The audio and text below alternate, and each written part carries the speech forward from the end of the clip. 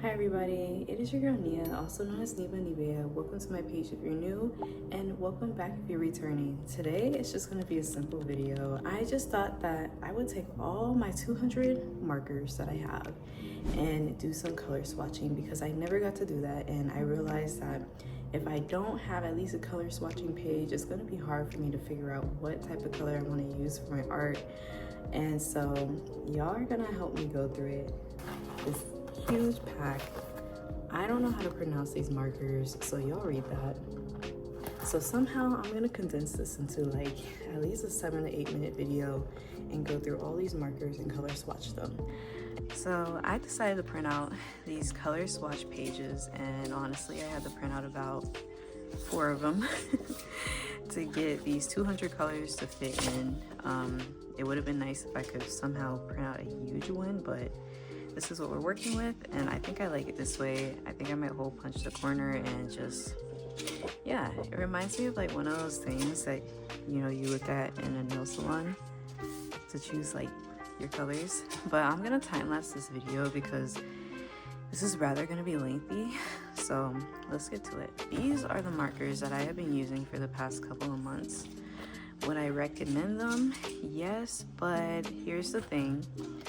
They come with a fine top, and it's not a brush, and that's what I was originally looking for, but I didn't find it. And it comes with a chiseled end. So when you get these markers, expect that. Next time I probably might look into the Oahu, however you pronounce it, markers, and go get those ones because I'm very interested in the fact that they have a brush end instead of a fine end. So I'm not gonna lie, I didn't realize how much really went into color swatching until I realized I had like way too many markers that I have yet to even use, to be honest. But I overall had fun doing this because honestly, when I'm working on pieces, I need to know what colors I'm working with, and it takes even longer trying to figure out what colors I'm working with when I don't know how exactly they look. Originally, the idea came off the fact that I saw other artists doing it, and I was like, you know what? This will make it so much easier if I'm working on a project and I need to know what color I'm working with so that I can just, you know, be able to just go with the flow. So yes, this brand has 200 markers. Honestly, out of all the markers I use, I feel like these ones aren't as the best. And I wish I could tell you guys what markers I've used in the past. Like, I've had markers over the course of many years.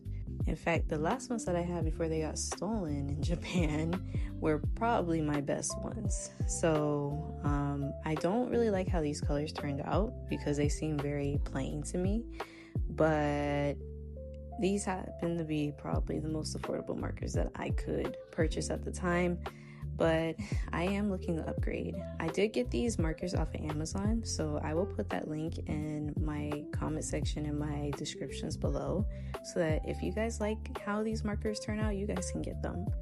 I'm not gonna lie, as I'm doing this voiceover, it's kind of very satisfying to watch a time lapse. Like, I don't know if it's just me, but I'm one of those artists that just love and just enjoy so much a good time lapse, especially when somebody's doing art. It is so satisfying. Like, is that just me? It's really satisfying.